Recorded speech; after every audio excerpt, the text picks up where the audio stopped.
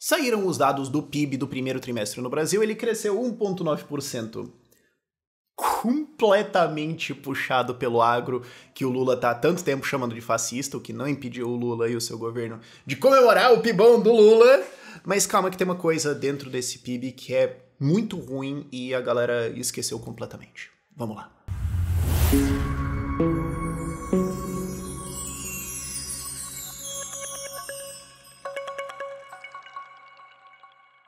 Quem chutou formação bruta de capital fixo acertou. Parabéns.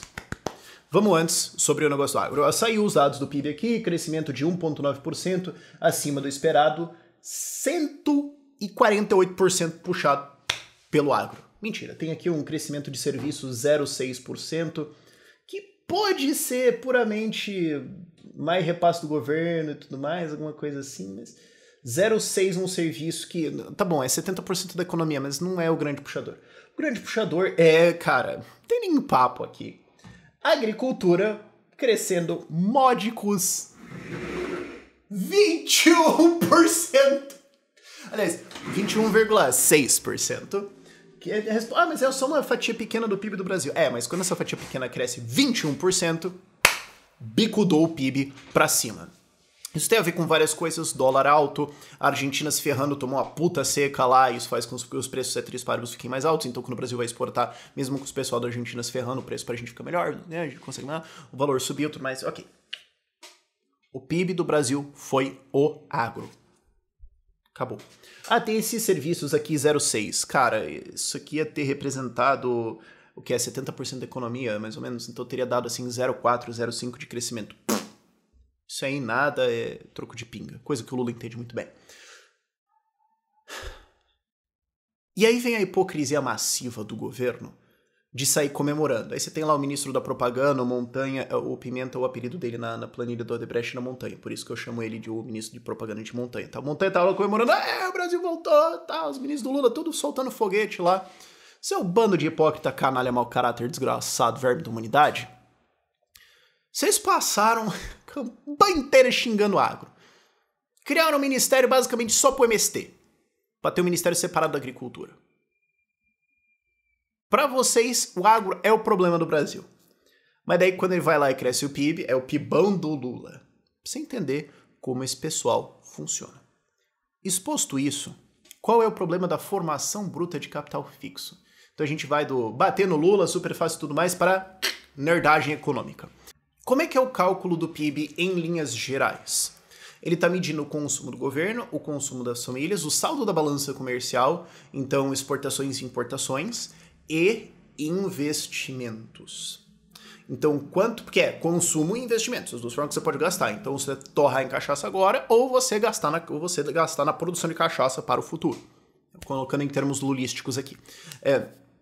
Investimento é investimento em pesquisa, treinamento de pessoal, construção civil. Treinamento de pessoal eu não sei se entra nessa... Pesquisa entra, mas treinamento de pessoal eu não sei exatamente como é que fica a declaração das empresas. Isso aí eu recuo.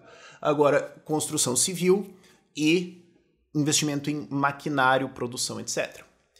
Isso aí é o futuro. No médio para longo prazo, a única coisa que importa do PIB é formação bruta de capital fixo. Porque ela é o que permite as pessoas fazerem mais com a mesma unidade de trabalho.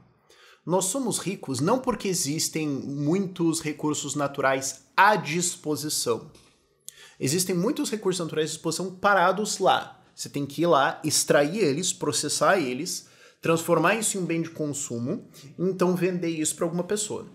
E você precisa fazer isso de uma maneira eficiente.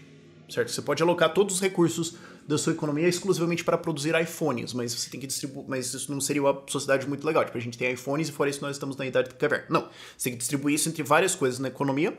Essa distribuição é feita pelo mercado, é feita por empreendedores, por agentes dentro da economia, não tem como o governo coordenar isso.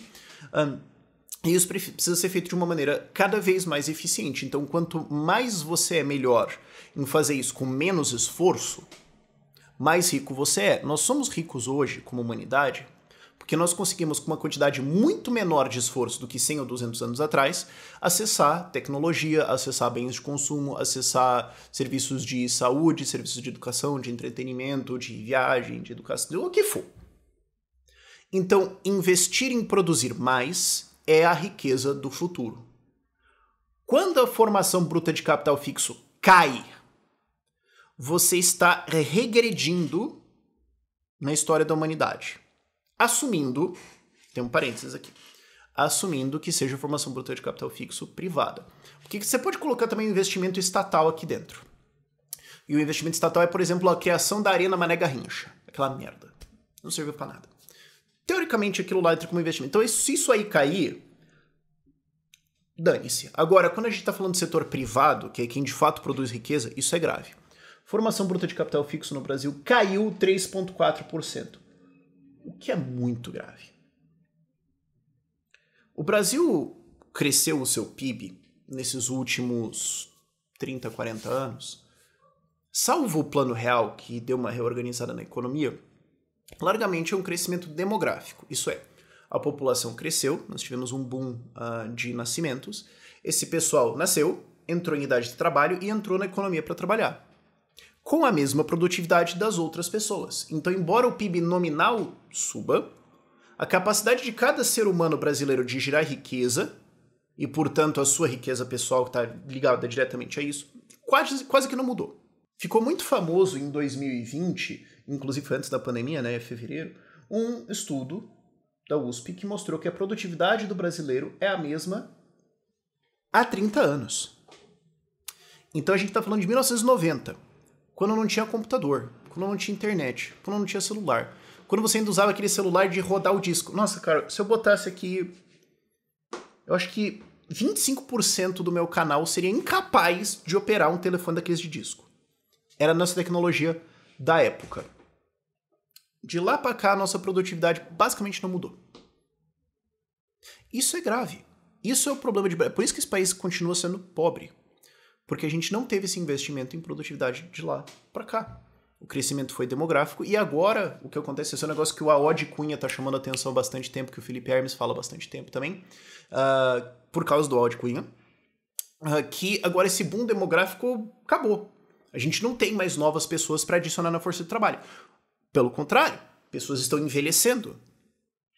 O que significa que ao longo da vida delas elas vão desenvolver mais habilidades, a tendência é, então elas ficam um pouco mais produtivas e tudo mais, mas também sobem os seus custos, de saúde especialmente.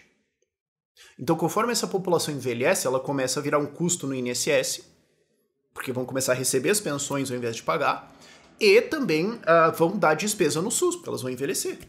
Pessoas mais velhas dão despesa no SUS. A gente ainda pode falar isso ou já é politicamente incorreto isso? Já é idosismo? Então isso começa a gerar uma armadilha que é a seguinte: como essa população envelhecendo sobe os custos e conforme envelhece sai da mão de obra produtiva, você tem que subir a produtividade dos restantes meramente para manter o mesmo nível de riqueza. E você tem que subir ela numa taxa igual à saída de pessoas e aumento de custos deles, de consumo de recursos. Meramente para continuar tão pobre quanto você era antes. Então, se nós não estamos conseguindo aumentar a produtividade do Brasil, mesmo agora que a gente está nesse topo de boom demográfico, para isso aí começar a acontecer daqui a uns 20, 30 anos, vai. Mas se a gente agora não está conseguindo, imagina lá na frente. Vocês entendem esse problema? Então, quando cai isso aqui, é grave. Se ela nem crescer um pouquinho, já é grave. Vamos aos números. A formação bruta de capital fixo no Brasil é de em torno de 17, 18% do PIB. Então, 17, 18% do PIB é investido em produção, em desenvolvimento de pesquisa, educação de mão de obra, construção civil, maquinário, etc. Na Índia é 26, 27%, na Indonésia é 29%. Por que eu gosto da Índia e Indonésia como comparação? Eu sempre faço essas comparações nesses vídeos.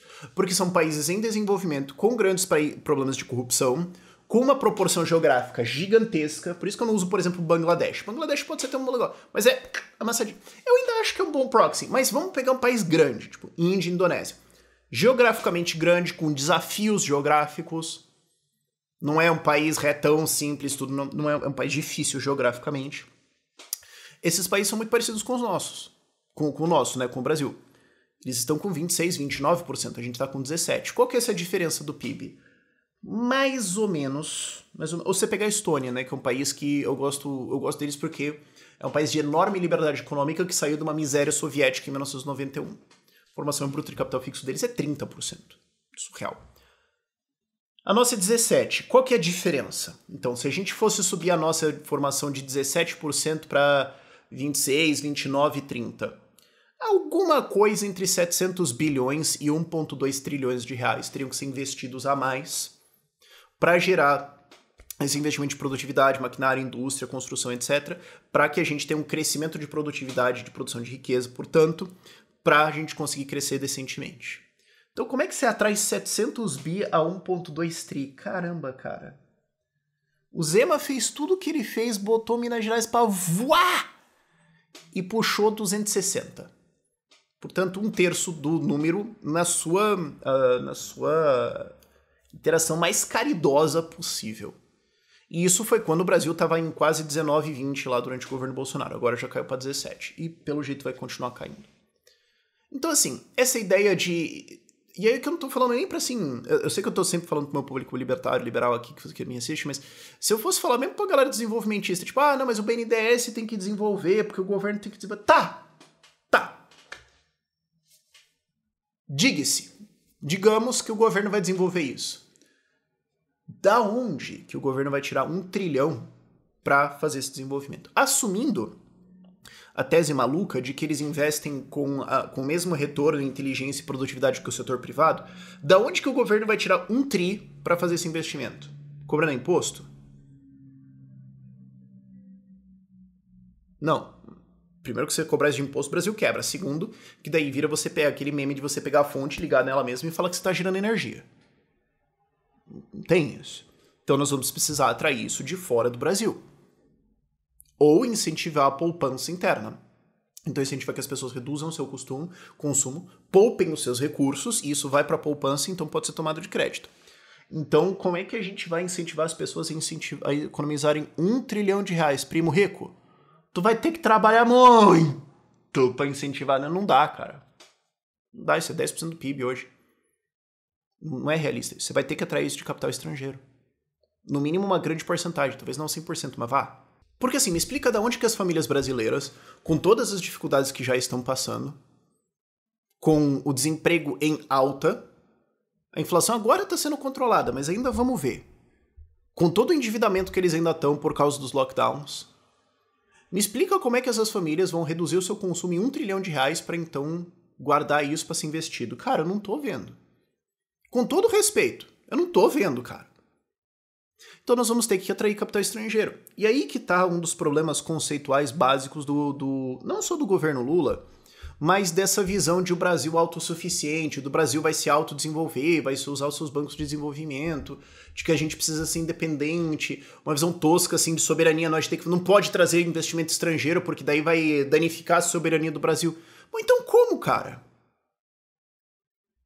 Não é só essa visão de governo Lula. Toda vez que você tem alguma coisa que é assim, nós não queremos que venham investidores, nós vamos dificultar que venham investidores, nós vamos dificultar que venham empresas, nós vamos proteger as empresas brasileiras, como agora esses subsídios de automotivo agora. Nós vamos... Toda essa é afastar investimento para o Brasil. E é garantir que daqui 20, 30 anos, quando os seus filhos tiverem a idade que você tem hoje, o Brasil vai estar possivelmente mais pobre do que a gente é hoje. Porque aí você vai ter as pessoas mais de idade consumindo os recursos e o pessoal que está produzindo não conseguindo vencer isso aí. Então a gente vai ter o mesmo problema que o Japão tem agora de uma população envelhecendo, só que ao invés da gente ter a produção industrial do Japão, nós vamos ter Brasil ou talvez menos. Ignorar esse problema aqui é grave. Porque esse é um problema que é um problema árvore. Né? A árvore do 5º para o 6º ano de crescimento muda muito pouco. Mas se você não plantou ela 5 anos atrás, agora você vai ter um problema. Ou daqui 5 anos você não vai ter o problema porque você não vai ter os frutos dela. Então é uma coisa que, porque é de longo prazo, você tem que começar logo. Você tem que começar a plantar logo para colher lá depois. Você não está plantando alface que é 45 dias, você corta aquele negócio que você vai falar, amanhã eu planto, foda-se. Você tem que começar a resolver isso logo. E isso está sendo negligenciado. Não só negligenciado, como o governo Lula está fazendo vários esforços para afastar investimento. Então vamos tentar reestatizar a Eletrobras, aliás. Vamos tentar dilapidar o novo marco do saneamento. Vamos tentar dilapidar o novo marco das ferrovias. Vamos tomar ações que afastam investidores do Brasil. Pois bem, são 4 anos que serão perdidos nisso aqui. E aí o próximo governo vai ter que chegar com medidas de choque para trazer isso. Isso que também é uma coisa, por último, para eu falar isso aqui. Cara, se a gente for atrair investimento pro Brasil para tentar resolver esse problema aqui, assim, libertarianismo não vai ser mais uma posição política, vai ser uma obviedade por falta de opção. Até quem não entende muito vai falar assim, cara, nós vamos ter que fazer assim reforma de derrubada, nós vamos ter que fazer assim cidade privada. Ah não, mas cara, isso é muito ousado. Como é que você vai atrair R$1 trilhão pro Brasil em investimento rápido? Porque o relógio tá tocando e nós já perdemos décadas. Porque não adianta você resolver isso em 10 anos. Quer dizer, ainda bem que você resolveu em 10 anos, né? Nos últimos 50, pelo jeito, não resolveu. Mas, você entende o ponto? Quanto mais você demorar, mais tempo a gente vai passar na pobreza. Então, assim, soluções libertárias de falar assim, cara, abole o curso obrigatório da moeda do real. Sei lá, coloca a cidade privada, privatiza tudo, desregulamenta tudo violentamente, corta facão um monte de coisa do governo. Essas coisas vão começar a se tornar quase assim obviedades inevitáveis, porque a urgência da situação vai exigir medidas drásticas. Claro, a qualquer momento você deveria ter essas medidas drásticas. Mas quando você está numa situação mais confortável, mais bonitinha e tudo mais, você pode disfarçar isso, encontrar desculpinha e tudo mais. Agora, no que vai existir de Brasil em 2027, ou antes, caso abençoadamente aconteça o impeachment, vai ser uma situação de contas fiscais dilapidadas, dificuldade muito grande de trazer investimento, e um Brasil estagnado, com desemprego aí possivelmente mais alto do que está agora, em 8,8%, deve estar o quê? Ao redor de uns 10%. E aí a gente vai precisar de medidas drásticas, a gente vai precisar fazer umas coisas meio ousadas. Gosto de dizer que fico triste com uma notícia dessas. Então acho que a gente vai ter mais ouvidos nesse momento. Mas o ponto é que eu queria trazer era esse problema aqui, que eu vou bater nisso aqui bastante indo pra frente. Porque a gente pode olhar o PIB agora e falar, Lula, o agro, não sei o que. Beleza, que bom, ok. Mas tem um elefante muito maior que vocês não estão vendo e a gente precisa discutir e começar a preparar o terreno. Porque quando chegar lá na frente, cara, se preparem. Por esse vídeo é isso. Tchau, tchau.